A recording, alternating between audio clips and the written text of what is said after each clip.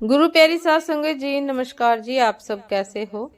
आशा करती हूँ बाबा जी के श्री चरणों में अरदास करती हूँ कि मालिक के कृपा से, निरंकार दातार की मेहरबानी से आप सब बहुत खुश होंगे, मौज बहार में होंगे और अवश्य ही भजन सिमरन में होंगे। साध संगत जी, मैं हाजिर हूँ आज आप सभी से एक बहुत ही खूबसूरत साखी साझा करने के लिए। उम्मीद करती हूँ ये साखी आप सभी को बहुत पसंद आएगी। तो साथ संगत जी, चलिए आइए समय ना गवाते हुए साखी को आप सभी से साझा करते हैं जी। साथ संगत जी, एक बहुत बड़ा सौदागर नौका लेकर दूर दूर के देशों में लाखों करोड़ों रुपए कमाने के लिए जाता रहता था।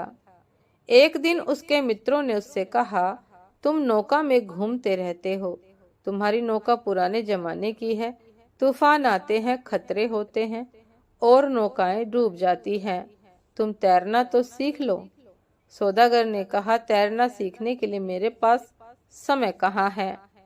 मित्रों ने कहा, ज्यादा समय की जरूरत नहीं है, गांव में एक कुशल तैराक है जो कहता है कि 3 दिनों में ही वो तैरना सिखा देगा।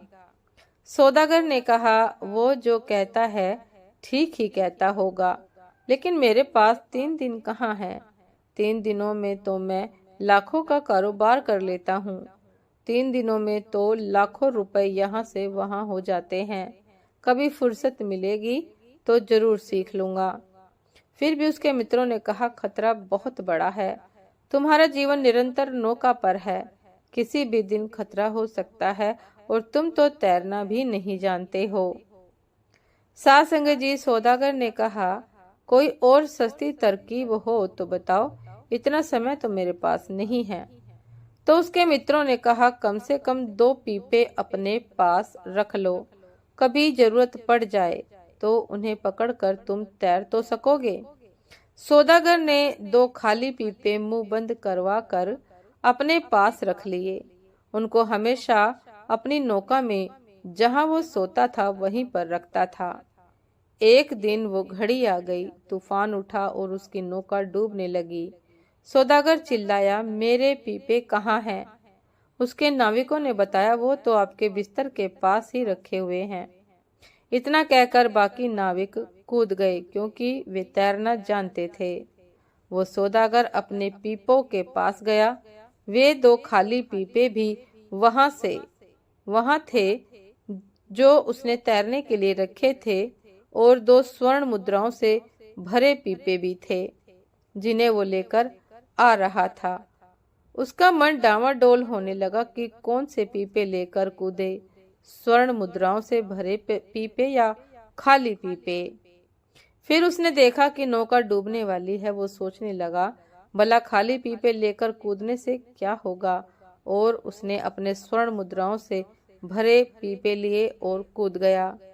वही हुआ और वो सौदागर डूबकर मर गया।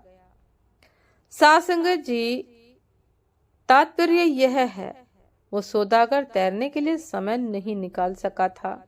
क्या हम समय निकाल सके हैं? उसे तो मौका भी मिल गया था और वो खाली पीपे लेकर कूद सकता था, लेकिन वो भरे पीपे लेकर कूदा। यही हाल हमारा है। अभी थोड़ा व्यापार संभाल लें, थोड़ा मकान देख लें, परिवार में मेरे बिना सब चौपट हो जाएगा, और थोड़ा उसको भी देख लें। बस ऐसे ही हम अपना जीवन निकाल रहे हैं। तैरना कब सीखेंगे? हम इस संसार सागर में टूटी हुई नौका में बैठे हैं।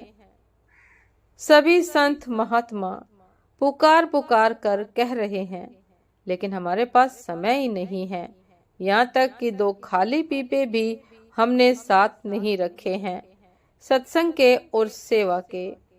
उनको भी हमने अहंकार और दौलत के दिखावे से भर रखा है, क्योंकि जिनको जीवन भर दिखावे, अहंकार और दौलत से भरे भरे होने की आदत होती है, वे एक क्षण भी खाली होने को राजी नहीं हो सकते। और नतीजा क्या होता है? नतीजा आप सब जानते ही हैं कि जो भरा है वो डूब ही जाएगा। जिस प्रकार वो नाविक डूब गया, वो सौदागर डूब गया, इसी प्रकार यदि हमने अपने जीवन में भजन सिमरन सेवा सत्संग के पीपों को संभाल कर नहीं रखा तो साध संगत जी हमारे जीवन की नौका भी एक दिन अवश्य ऐसे ही डूब जाएगी। साध संगत जी, ये थी आज की एक बहुत ही खूबसूरत साखी।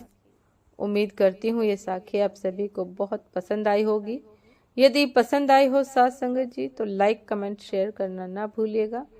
चैनल पर जो भी नए हैं कृपा करके सब्सक्राइब कर लीजिएगा ताकि चैनल पर मिलने वाली सभी शब्द साखियों की अपडेट आप सभी को समय पर मिलती रहे। साध संगत जी, आप हमें इंस्टाग्राम पर भी फॉलो कर सकते हैं। इंस्टाग्राम का लिंक डिस्क्रिप्शन बॉक्स में दिया गया है। तो साध संगत जी, दासी को भी आज्ञा दीजिए। आपसे फिर मुलाकात होती है एक नए शब्द साखी के साथ, एक नए खूबसूरत विचार के साथ। तब तक के लिए नमस्कार जी। सदा खुश रहिए, मुस्कुराते रहिए, भजन सिमरन अवश्य करते रहिए। नमस्कार जी।